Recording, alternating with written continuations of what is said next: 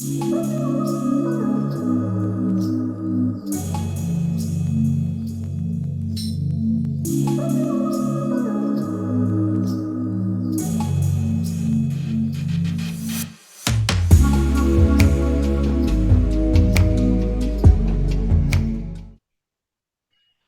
day, everyone.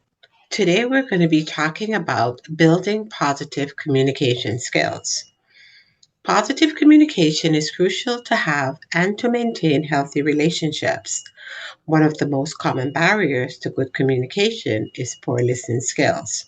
However, the impact of trauma on positive communication can be negative when someone has experienced a traumatic event.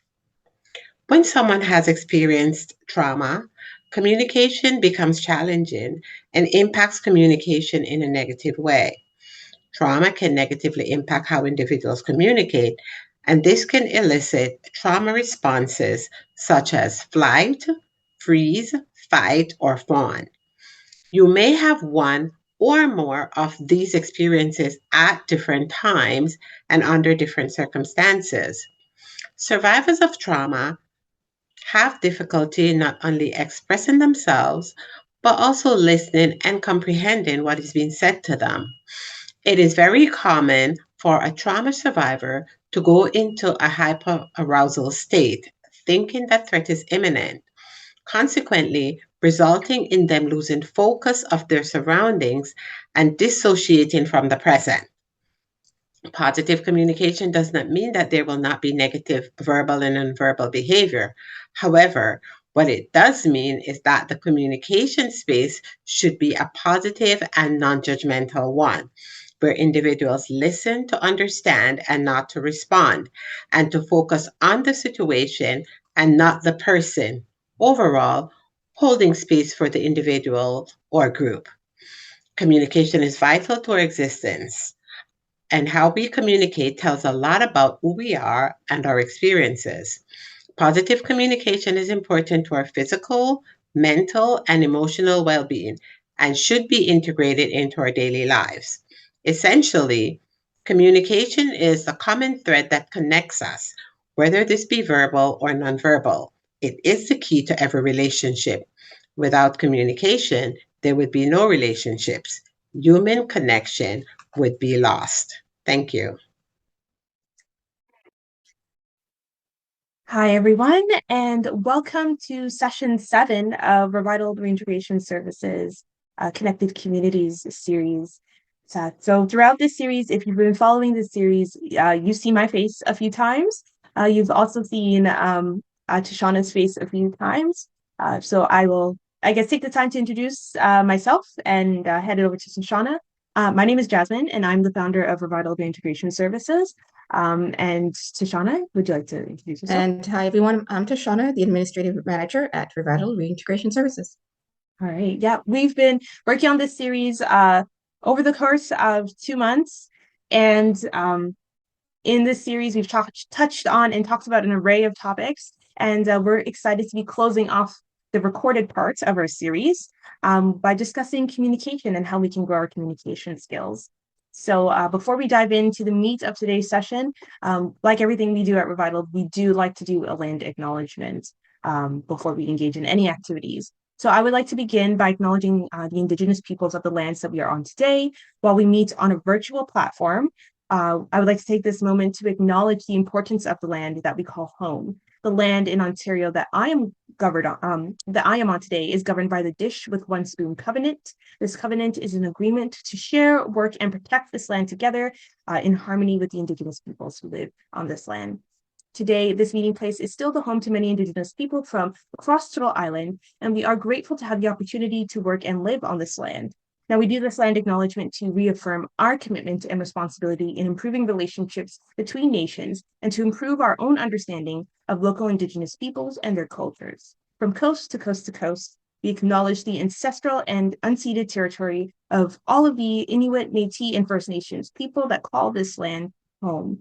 Please join us in a moment of reflection to acknowledge the harms and mistakes of the past and to consider how each in our own way we can move forward in a spirit of reconciliation and collaboration. So today, this is what we'll be talking about. This is a loose outline. We have an array of mediums, from video to audio to discussion, to really get everyone thinking about communication and the other important elements to help us build our communication skills. So we're going to begin with a video, which I will share my screen so that everyone can see. And this is just to really get us thinking. Now, this video is created by another Revitaled team member, Chetty Julian, who also owns the internationally recognized blog called Motivating.Academy. We encourage you to check out Motivating.Academy for further content on self-improvement and development, as well as the YouTube channel in which this video is posted on. So we'll get that started up so everyone can see. Restoration of life. Resurrection and restoration. We will start by defining those two verbs. First, let's study restoration and all its benefits and the impact that it can have on our lives and the material things that we use to navigate our everyday life. Restoration is the action of returning something to its factory default or condition or original state. Therefore, in this article, I would like to discuss the restoration of our life after it's been broken. We all know that life, at times, can be cruel, unfair, fragile, and unfortunately sometimes short. Human life can be broken by sickness or depression and heartaches, tragedy, loss, and the list goes. The key focus of this article is how to pick up the pieces, resurrect and restore what has been broken or lost. When your strength is low and every road you have taken leads to regrets. When there seems as if there are no hope and no point in fighting. You may feel like ending that precious gift that God had blessed you with, by committing suicide. I will strongly recommend you stop and think, it can be well again. Do not give up the fight till your last breath leaves your body. Restoration is not a rapid process. The road to restoration is long and stressful, but by God's mercies and grace, you can mend the broken bits and pieces one step at a time. You may take one step forward, then the trials of life push you 2 steps backwards. Keep pushing through. Great persistence will generate your undetected strengths. There is life after breakage. God will come to your rescue. Restoration allows you to rise again better than before and stronger. Therefore, you will live to testify why it is important to find your strength and purpose. No matter what threatens to ruin your life, there is a solution to that problem. If it is an incurable illness, doctors may not be able to fix it, but God can. He is more than able and capable. No, God is the restorer of all good, and He can fix all fences no matter how broken it is. You may have an addiction that is causing your life to deteriorate. Take it to God. He can and will restore you to the fullest, till you will have no appetite to do the things that you were once addicted to again. When you restore yourself, you are giving your life a new meaning, and God will reveal your life's purpose to you. Whatever troubles you, always take them to the Lord in prayers.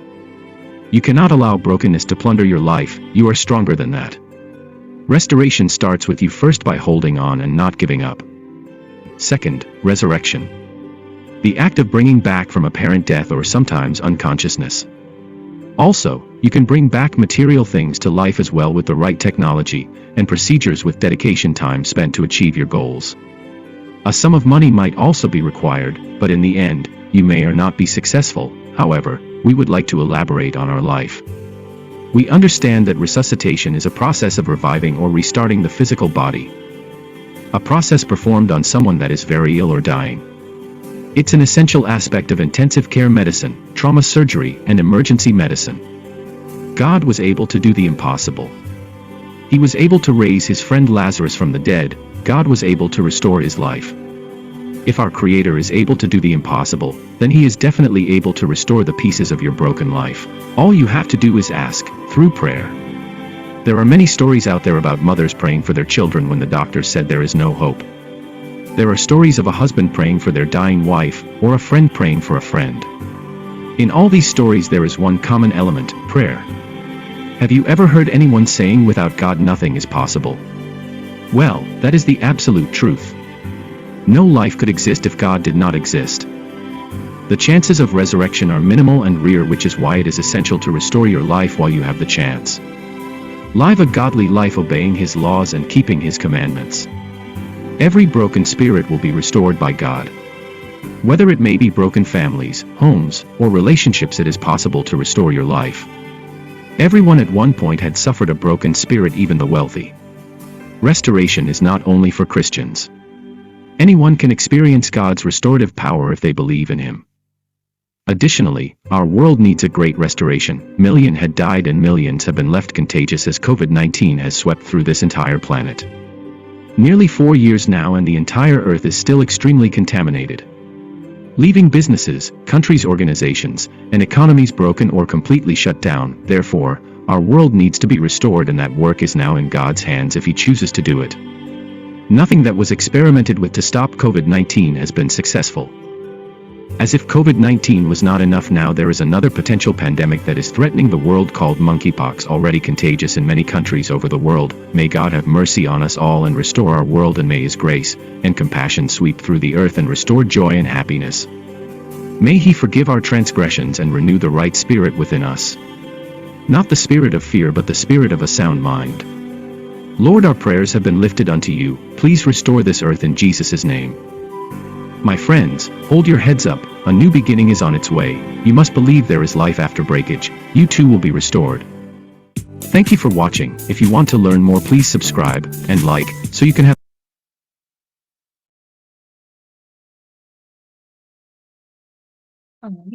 Let's go back to the presentation. And that again was from Motivating.Academy, faith-inspired blog that discusses ways to improve your life, work towards your goals, and achieve anything that you would like to set your mind to. So let's get into the meat of today's presentation. So while today's presentation and today's focus is on communication, we cannot talk about communication without first talking about trust. So trust is the foundation for communication. Without trust, we cannot be honest and transparent about how we feel with others or ourselves. Trauma impacts trust, and being in an abusive or a violent relationship can cause trauma. When we experience trauma, our body can react in different ways. Most commonly, your body will react in one of 4 ways: fight, freeze, flight, or fawn. And we are going to dive into that just a little bit deeper. I'm going to switch my screen. Sorry, 1 minute. Let's get that up.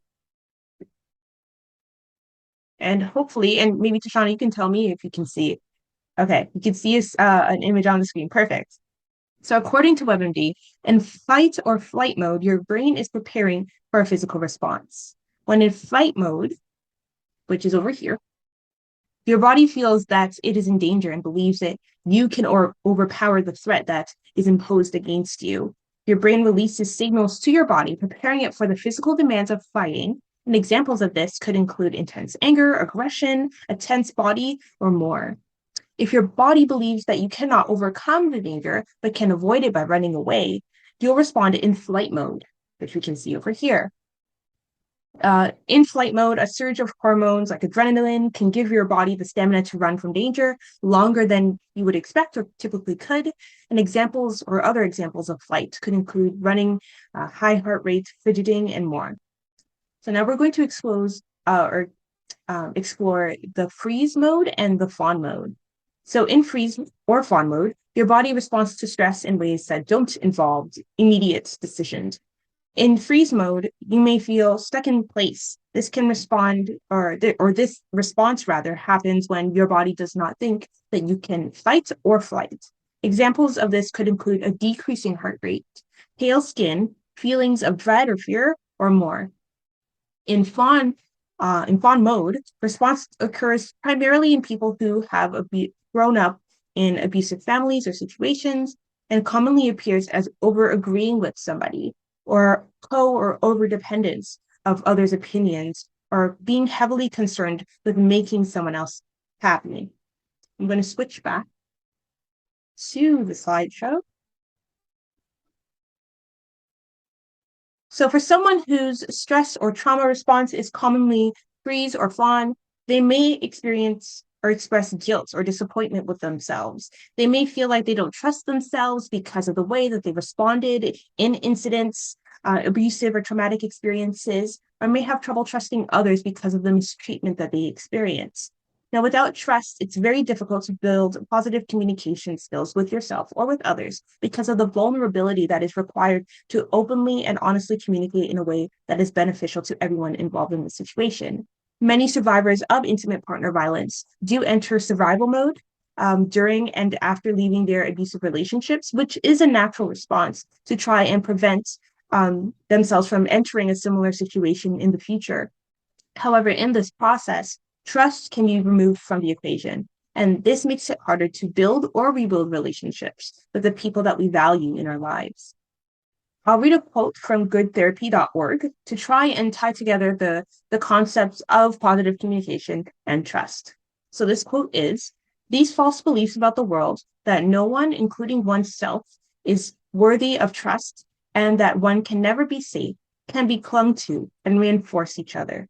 Unfortunately, these beliefs are often expressed via impulsive, mean, or aggressive behaviors towards people closest to the survivor. While the individual may often feel shame for acting in harsh or distrusting manners, to discuss the reality of these behaviors and the impulsiveness and fear behind them would require communication that may be difficult or impossible at the time." All right, Tashana, I'm going to hand it over to you to talk about emotional bonding. Sorry, you're on mute. Sorry about that. So I'm going to talk a little bit about emotional bonding. I won't read what's on the screen there because you can see that, but I will read the definition, and that's emotional and physical closeness. For example, a parent's love for a child or a child for a parent. If you have a close friend or a childhood friend, as some folks would say, you feel a real strong bond with them. You would sacrifice for them. If your friend needed anything, you would give it if you could. And if you are a parent, you completely understand what I'm saying, where there's nothing like a parent's love for a child. That emotional bond is from even before birth, where the child's used to hearing the parent's voice. After birth, when the child's born, they'll lean towards, when the person speaks or mom and dad speaks, they'll lean toward their head towards them, because that connection is there before birth. When someone is going through an IPV or involved in an IPV relationship, there is that lack of emotional connection. They will show love because of fear, because they hear the words all the time, no one loves you like I love you, and no one else will love you. I'm the only one that will love you. And so they will show love, they will respond, but that real intimate bonding is not there, and it's not present because of fear. And as Jasmine mentioned in the last slide, the fawn response, where you will just agree with everything that the abuser says out of fear. What we try to do is to help folks relearn how to trust themselves, feel safe in some of the decisions that they've made, because when they're in that sort of relationship, they'll have family and friends tell them, well, why don't you leave? They'll lose relationships because others cannot understand why they're still there, why they're still allowing this person to do this to them. So we try to help folks understand that you can trust yourself, you can feel safe, and you can learn to trust again. IPV survivors, when they're in that situation, it's fawn. I'm in a fawn state. I will do whatever. They can't fight. They can't do flight because of the fear. So the only response that they've got is to agree with whatever they're being told. And that is something that we need to change. And this is what our communication session tonight is going to help someone going through this experience and watching this video to know that they can trust, they can get into a relationship, that the emotional bond is there, and they can feel safe in that relationship. I'll turn it over to Jasmine. All right. So I'll just do, I guess, a prelude into what we're going to be doing next. We're going to be taking a moment to really pause and reflect on all the things that we discussed up until this point in the presentation. And Tashana, I'm just going to ask you if you could hear me, because I seem to have frozen on my screen. You are frozen, but I can still hear you. Okay. Sometimes you don't know what to do with technology. All right. Let me just pause my... Okay, there we go. I'm back. You're back. So I will just say again, in case it wasn't heard before, but we will just be doing a brief moment of reflection on everything that we've discussed up until this point. So if you are comfortable or you'd like to get into a more comfortable space, if you'd like to take a moment just to find an area where you could really focus, an area where you feel calm and relaxed, we'd encourage you to go to that space now.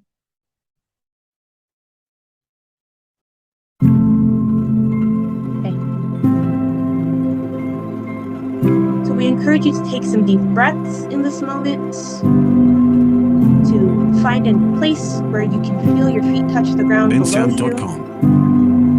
We encourage you to think about these few things. What have you learned so far? How does what we've discussed make you feel? bensound.com. How will you apply what you've learned so far to your life? Are there some ways that you want to improve your trust with yourself? bensound.com. What are some things that you like about yourself? What are some of the goals that you have for your future? What are some of the ways that you want to improve your communication? bensound.com.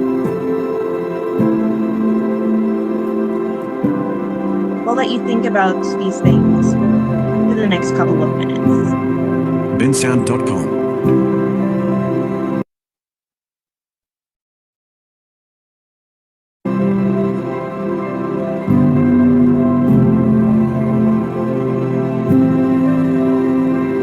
bensound.com.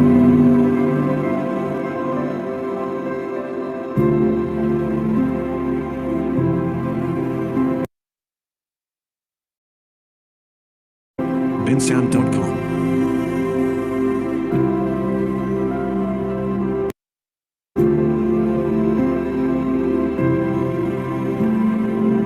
bensound.com.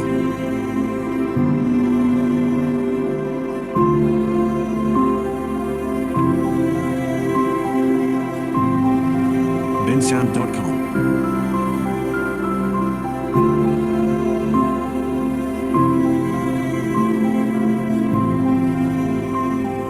bensound.com.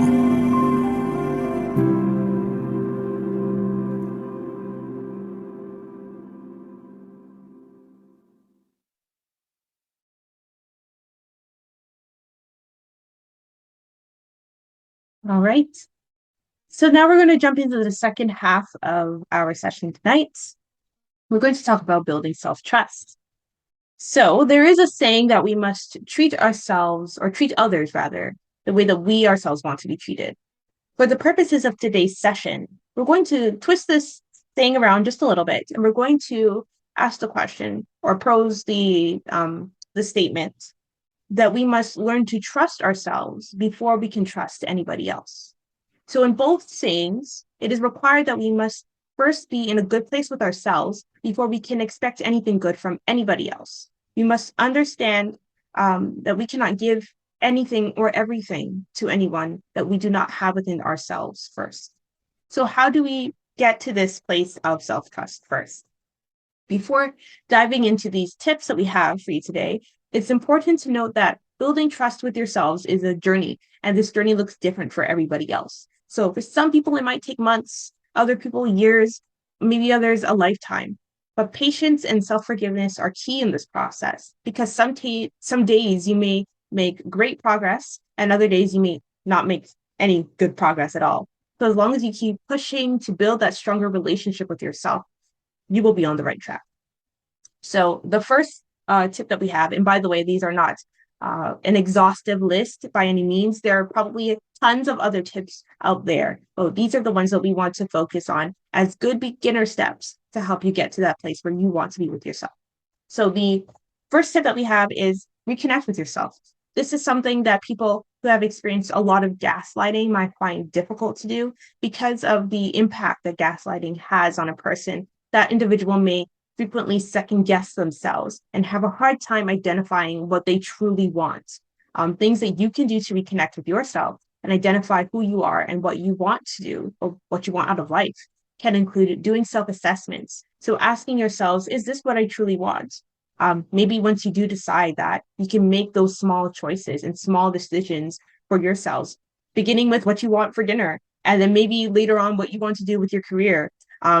Just take those small steps and work your way up to making bigger choices and decisions. And along the way, build those boundaries. Don't be afraid to use the word no when you're not interested in doing something. Remember, you are not responsible for other people's feelings. You're responsible for yourself and yourself alone.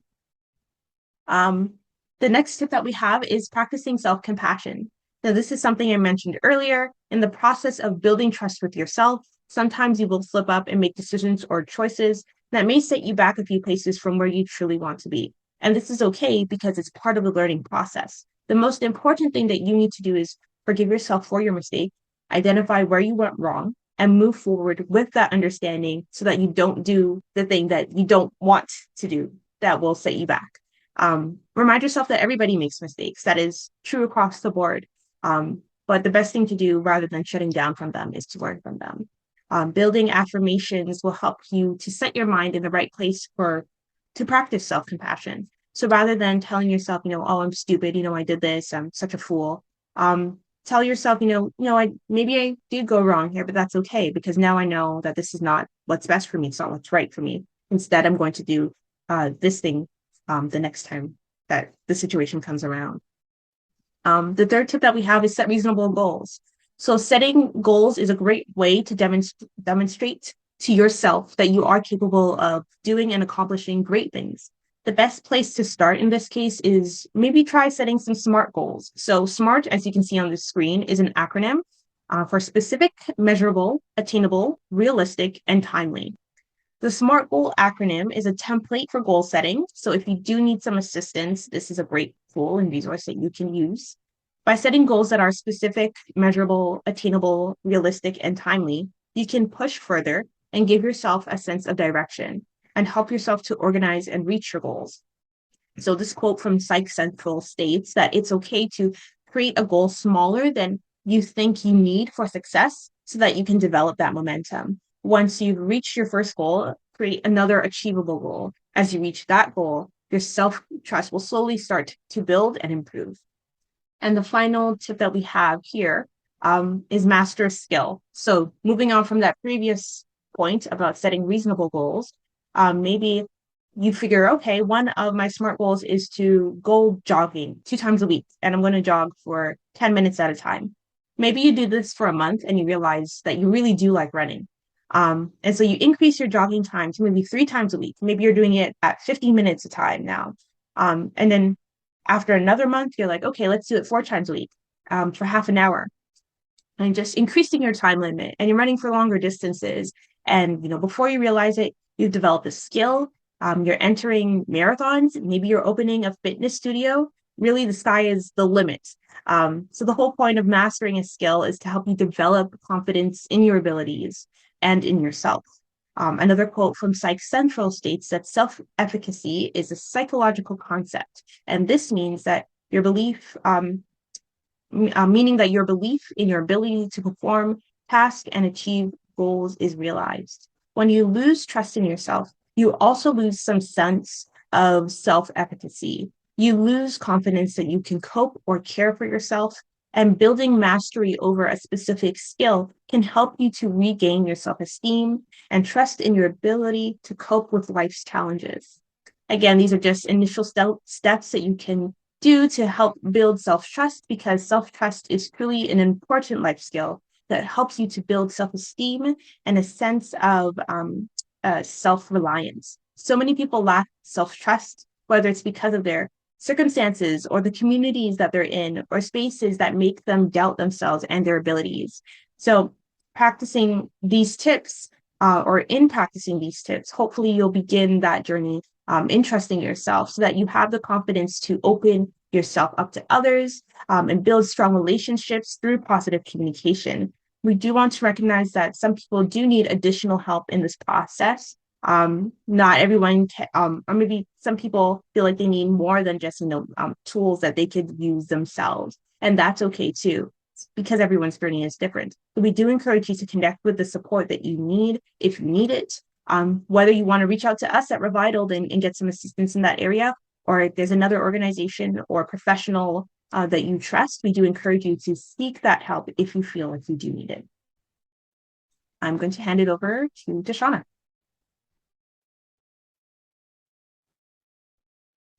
All right, everyone. So we're just going to talk a little bit about improving communication. No, do understand we are by no means experts on the subject of communication, because it's a topic that you could get into and you could be talking about it for days. So this is just a broad template for you to look at, scrutinize, pull it apart, pick what works well for you, and then you can toss out whatever does not work for you. Now, we do understand that communication, there's a cultural aspect to it. For some folks, when they communicate, they're very vocal, boisterous when they're talking. For some folks, they might be, take a step back because to them that seems very aggressive. When they approach you, they step right up to you. For some people, it's a issue of personal space, while for others, the culture that they're from, that's how they see it as a friendly greeting. There's also the issue of communicating with your eyes. For some folks, they will not look you directly in the eye because they're uncomfortable in doing that. And while for other folks, that's how they're comfortable communicating. They look directly in the eye, a firm handshake. It could all be part of how someone communicates. We're going to talk a little bit about being polite, courteous, and kind. These are three small words, but they mean so much when you're talking about communication. I know you've heard the saying, it's okay let's agree to disagree. You can disagree with someone's opinion, but you can also do it in a respectful manner. So in all forms of communication, whether you're talking with someone that you're very familiar with, or it's someone that it's a very formal situation, courteous, polite, and kind. Listen carefully to when someone's speaking. Listen carefully to what they're trying to say, and allow them to finish first before you respond. That way you get the full gist of what they're trying to say. You're not cutting them off. And then once you completely allow them to finish speaking, then you will be able to respond, understanding completely what they're trying to say to you. We've also touched on eye contact before. Again, it could be a cultural issue, but for most folks, they appreciate the eye contact. It shows that you are hearing what they're saying and that you're interested in what they're trying to say. Be clear and to the point when speaking with someone. Get to the gist of what you're trying to say. For some folks, if you take a while to get the sentence out, they will misunderstand what you're trying to say, because they're trying to gather the full story. So to the point, clear and concise. And to avoid miscommunication, once someone has finished speaking, you respond with, you said. And that way they fully understand that you were listening and you heard. And if you misinterpret what was said, this is their opportunity to step in and say, no, what I said was, or what I meant was. Agree to disagree. I touched on that before. It's okay to disagree with someone's opinion, and you can do it in a respectful manner. I also want to touch on someone that is going through a trauma experience. For example, an IPV relationship. Their internal dialogue, is completely skewed because of all the negativity that they've been hearing. You're dumb, you're stupid, you can't do anything right. That's the dialogue that they hear, and that's the dialogue that they repeat to themselves. So communicating with someone that's going through this experience, it will be completely difficult, different, and hard to actually get them to say what they really mean or what they really want to say, because they've learned you don't speak back to me. I don't want to hear what you have to say. What you are saying, you're stupid. That doesn't make any sense. That again, that's some of the dialogue that they hear. Eye contact will be another issue for them as well, because they're told whenever they look at the partner, don't look at me, don't look me in the eye, because the aggressor sees that as being aggressive. So an IPV survivor is trained or programmed to not make eye contact, and they agree with whatever they are told. Again, that's the fear factor in it. If I agree with what I'm being told, and if I agree with what he says or what she says, then I can be in that safe zone. I won't get hit, or I won't get abused, or he won't yell at me, or she won't verbally abuse me or physically abuse me. So when you're communicating with someone that's going through such a situation, their internal dialogue has a lot to play in how they communicate. They will laugh at situations someone might seem as odd, agreeing to do things that, again, someone might seem as, why would you agree to do something like this? This is the way they've been programmed, and this is the dialogue that we need to change, that they can get to a place where that internal dialogue switches. They can look at you when you speak with them, say what they mean without fear, be okay with disagreeing, because they know you have a right to say no, you have a right to disagree if you don't agree with what someone is saying to you or doing to you. That's the dialogue that we need to change, that internal dialogue. And once that is done, then they can move forward to healthy communication not only with themselves, but also with those around them. And I want to turn it back over to Jasmyne. All right, thanks, Tashana.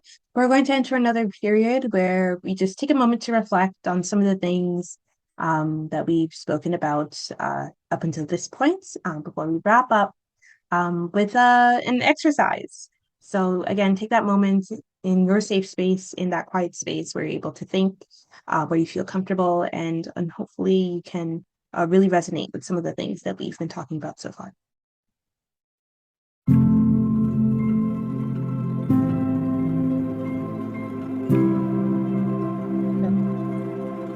Again, we encourage you to take deep breaths.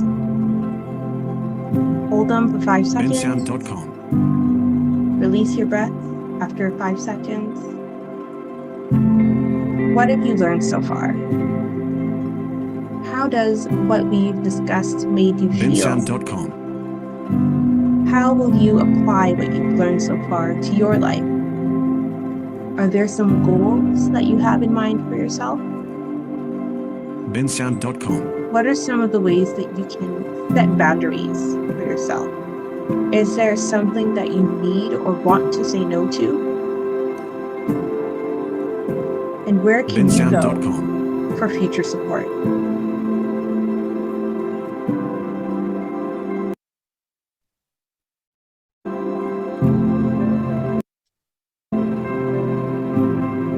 bensound.com.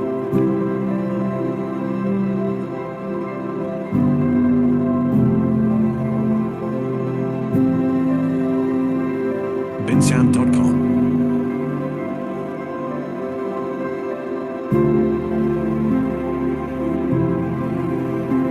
bensound.com.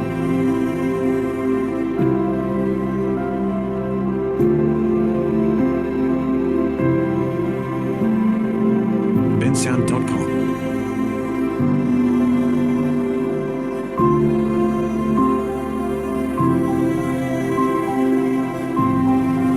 bensound.com.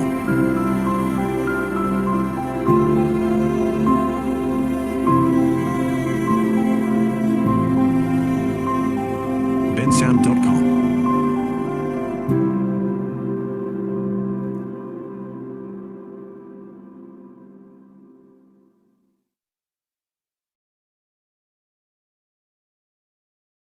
Alrighty. So I'm going to hand it over to Tashana to read our scenario for the last leg of our presentation.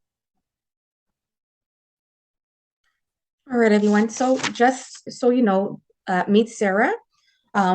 Story is fictional. So any similarity between Sarah and anyone that you might know is just purely coincidental. So Sarah is a manager of a bank. So well educated, very good job, doing great at work, has great friends, also has a fantastic relationship with her family. They communicate on a regular basis. So Sarah has a really good life. Sarah meets Charles, and after a short courtship or dating for about few months, 6 to 7 months, Sarah and Charles gets married. Now, immediately after Sarah and Charles got married, Sarah noticed that Charles has become a little bit more possessive.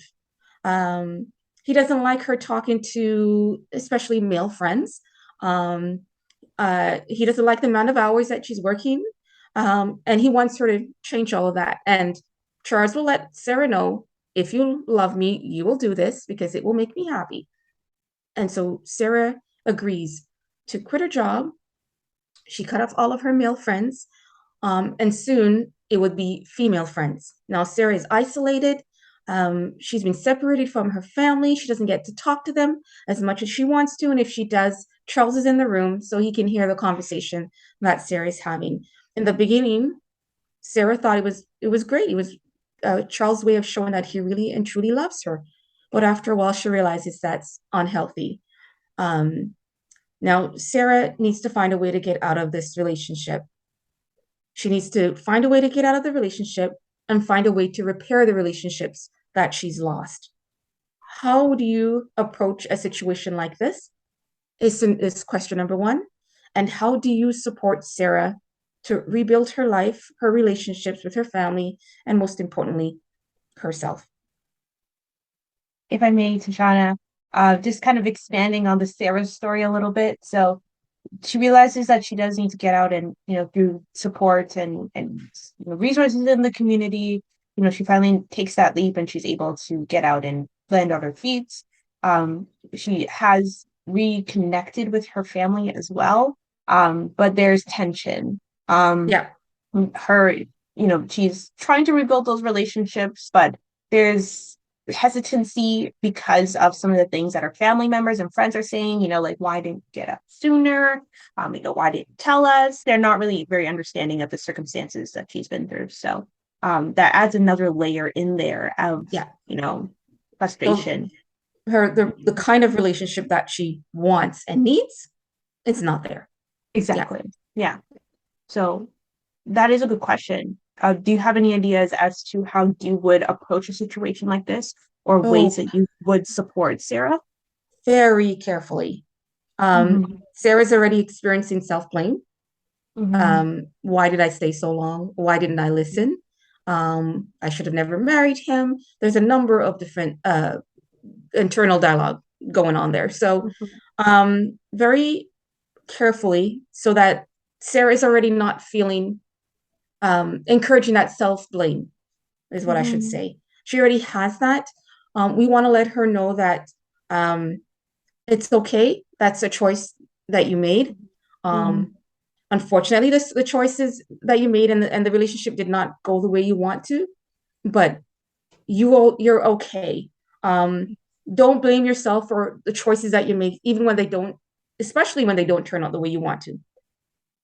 All of us get into situations that is not healthy for us at some point in time. I don't think anyone can say that they've been in perfect relationships, because I don't think there's any such thing. So we need to allow Sarah to go through that. You know what? I made a mistake, but it's okay. I should not have, but it's okay. And I can rebuild. It's encouraging her to rebuild from that, and to let her know that there is support out there for her, and importantly, to seek the help that she needs. Yeah. Just to even add on to that feeling of guilt, it's possible she could be feeling that. And then plus hearing those, like, you should have walked away, like having that external voice, perhaps very similar to Charles, telling her what she should have done. It's not helping, and that's not the kind of relationship that she wants to enter in again, even though it might be, her family, her friends, people that she once had a strong positive relationship with. So I feel like even just having some kind of voice in the mix, whether she's working with someone, maybe someone in her family, someone in her network, or someone externally that she can trust and rely on to help her build that positive view of herself. That's not telling her, oh, you should have walked away, you should have left, you should have done that, Yeah. but someone that can really help her to rebuild trust in herself. And herself. Yeah. Give her again that affirmation that yes, the situation was bad, but you're out now, and you have choices, you have a life that you get to build for yourself. So what do you want to see in that life? Allow her to make And those decisions for sure. yes, yes, Charles told her what to do. So yes. we don't want to be another Charles in her life. Well, you Mhm. should do this now and you should do this. Be that ear Yeah. for when she needs someone to talk to, but do not be a Charles where, okay, well, now Yeah. you need to do this and this. These decisions must be hers because she never had that option before. Now it's you have, like you said, you have choices. You can make decisions for yourself. What do you want to do? Where do Exactly. you want to go? How do you want to, what's the next step? What do you think your next step should be? And allow her to make those decisions and let her know that it is okay to make decisions for yourself. You have that choice now. Even if they don't work out the way you want them to, Wanted because to. that's part of the learning process. That's Yes. how you know you're growing, right? Yeah. And then I was thinking maybe the family needs a stronger, or needs to develop a stronger understanding of her experiences. And of course, they can never truly be in Sarah's shoes because they weren't there. But maybe having like an open conversation with that third party who, hasn't been involved in the situation, whether it's a counselor, someone in their church, someone that they trust, someone that can just, listen and mediate the conversation so that, it's not getting out of control, but everyone's listening to each other. Everyone has that open mind frame, and they're willing to all work together to support Sarah moving forward in the way that's most beneficial for her. And counseling is not a bad choice as well, option for them as well. Mm-hmm. Sarah is definitely going to need some kind of counseling, and having family go along with her, that's a sign of support for her. And like you said, have that third party to say, this is what Sarah needs, rather than Sarah telling them, because maybe coming from her, they're not really hearing it, but have that neutral party saying, this is how you can support her, because this is her experience. This is some of the factors why these things happen, why she separated, why, but now that she's out of it, this is how you can support her to move forward. So counseling for everyone is also a good option to help Sarah get back and rebuild her life. Yeah. And really building on the tips that we even talked about, her, like once she does get that support, that's, in tune with kind of where she's been at, understanding of where she'd like to go. And of course, some of the things we talked about today, taking that moment to reconnect with herself, building goals, working towards them. And of course, communication, yes. Getting rid of being that internal dialogue. Yeah. Yes, absolutely. Just taking small steps day by day to get to where she wants to go next. So yeah. All right. Yeah, I think that was a pretty good discussion. I think that we come up with quite a few ideas and ways that Sarah can support herself, her family can support her.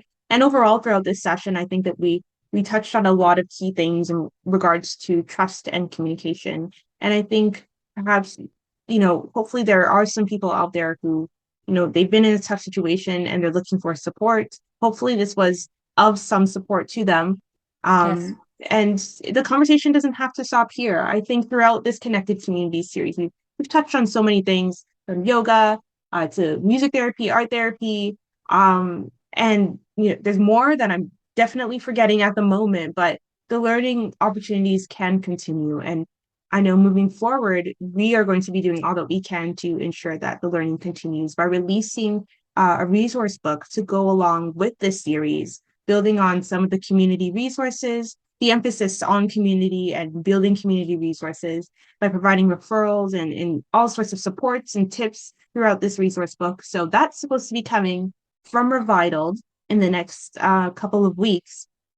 But even in addition to that, here's our contact information. So if you would like to continue the conversation, get some support in any area in regards to, surviving intimate partner violence, surviving domestic violence, just getting in touch with some of the community supports in your area, then this is the way to get in touch with us. We provide referrals, we provide in-house support through counseling.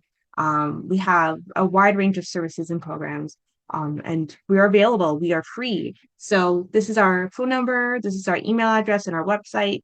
And we hope that this entire recorded series has been a huge help to you. And we hope that you benefit from the resource book that will be coming out in a couple of weeks. And Tashana, is there anything you'd like to add? Oh, just thank you for allowing us to share this with you. Again, we're not experts on the subject by any means, but these are just a few tips that we've come across that we know do help. And we want to offer our support. And like Jasmine says, to reach out to us. Even if it's just to have a listening ear, because sometimes that in itself can do wonders. So reach out to us by all three options that's before you, and we're so glad you allowed us to share this with you, and hopefully we were of some help. Absolutely. So thank you all again for whether you're watching this video, you've stuck with us throughout the entire series, in any way, shape, and form that you've come in contact with us. We appreciate it. And we hope that we will continue to be a strong resource for you moving forward. So take care and bye.